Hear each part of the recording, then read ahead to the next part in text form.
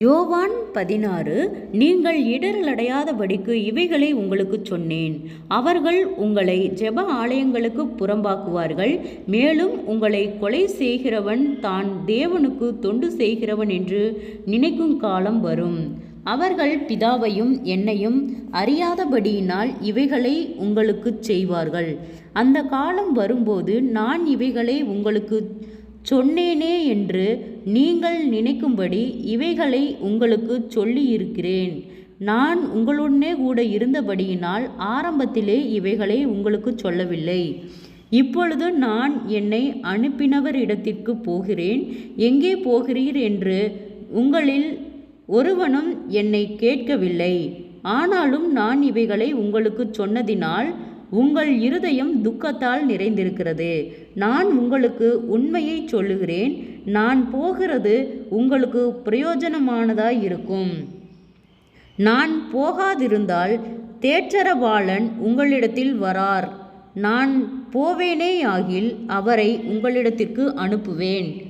அவர் வந்து பாவத்தை குறித்தும் நீதியை குறித்தும் நியாய தீர்ப்பை குறித்தும் உலகத்தை கண்டித்தும் உணர்த்துவார்.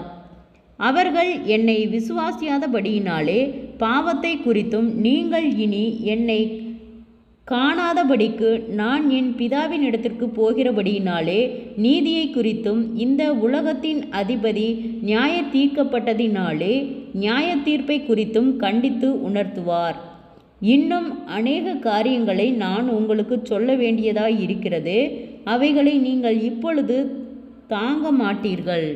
சத்திய ஆவியாகிய அவர் வரும்போது சகல சத்தியத்திற்குள்ளும் உங்களை நடத்துவார்.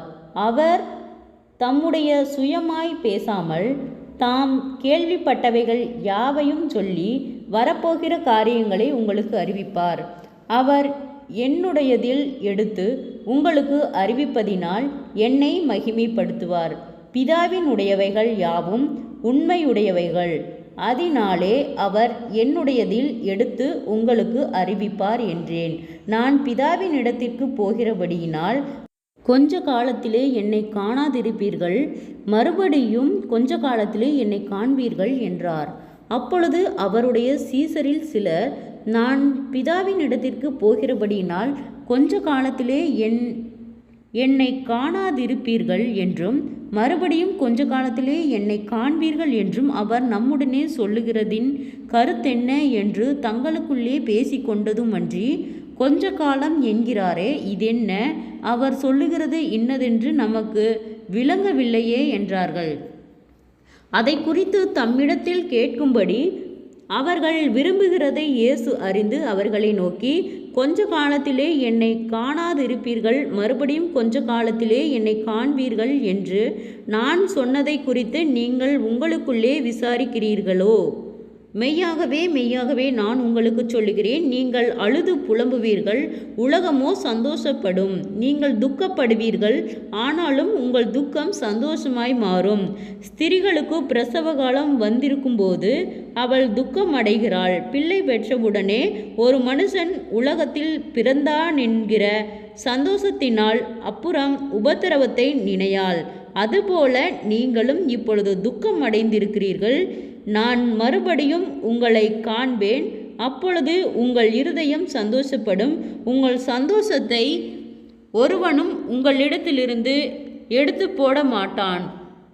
அந்த நாளிலே நீங்கள் என்னிடத்தில் ஒன்றும் கேட்க மாட்டீர்கள். மெய்யாகவே மெய்யாகவே நான் உங்களுக்கு சொல்லுகிறேன், நீங்கள் என் நாமத்தினாலே பிதாவினிடத்தில் கேட்டுக்கொள்கிறது எதுவோ அதை அவர் உங்களுக்கு தருவார். இதுவரைக்கும் நீங்கள் என் நாமத்தினாலே ஒன்றும் கேட்கவில்லை. கேளுங்கள், அப்பொழுது உங்கள் சந்தோஷம் நிறைவாயிருக்கும்படி பெற்றுக்கொள்வீர்கள். இவைகளை நான் உவமையாய் உங்களுடனே பேசுகிறேன். காலம் வரும், அப்பொழுது நான் உவமையாய் உங்களுடனே பேசாமல் பிதாவை குறித்து வெளிப்படையாக உங்களுக்கு அறிவிப்பேன். அந்த நாளில் நீங்கள் என் நாமத்தினாலே வேண்டிக் கொள்வீர்கள்.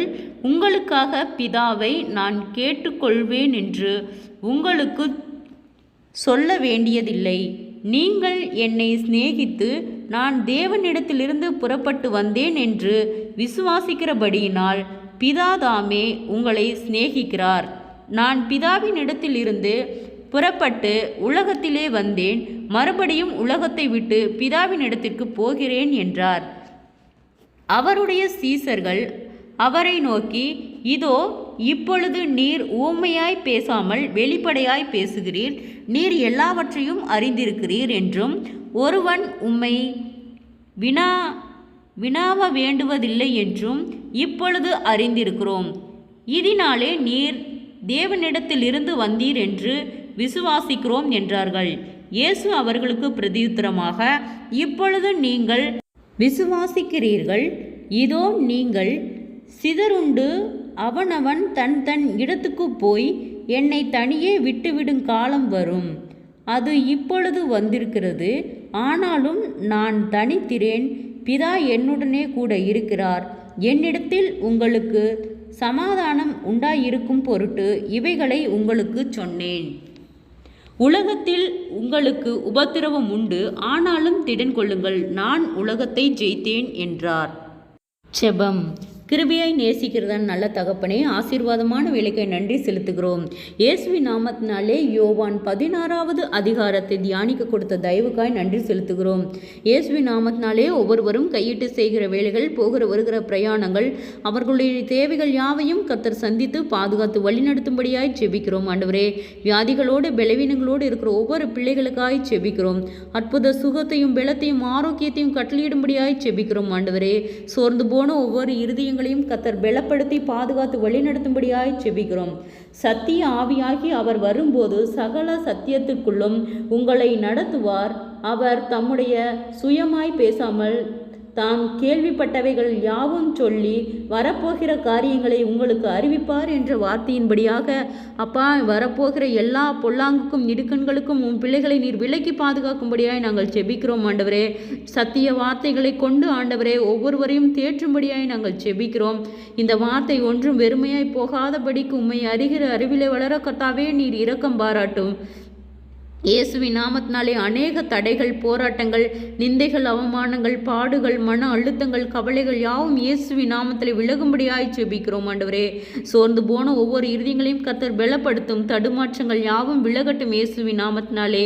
நாங்கள் பேச வேண்டிய வார்த்தைகளை கர்த்தாவே நீர் எங்களுக்கு கொடுத்து உம்முடைய வார்த்தைக்கு கீழ்ப்படிந்து நடக்கிற பிள்ளைகளாய் நீர் எங்களை மாற்றும்படியாய் செபிக்கிறோம். ஆண்டவரே, ஒருவன் ஞானத்தில் குறைவுள்ளவனாய் இருந்தால் யாவருக்கும் சம்பூர்ணமாய் கொடுக்கிறவரிடத்தில் கேட்க கடவன் என்ற வார்த்தையின் கர்த்தாவே, நாங்கள் உம்மிடத்தில் கேட்கிறோம். ஆண்டவரே, கேட்கிற அனைத்தையும் நாங்கள் பெற்றுக்கொள்வோம் என்று நாங்கள் விசுவாசிக்கிறோம்.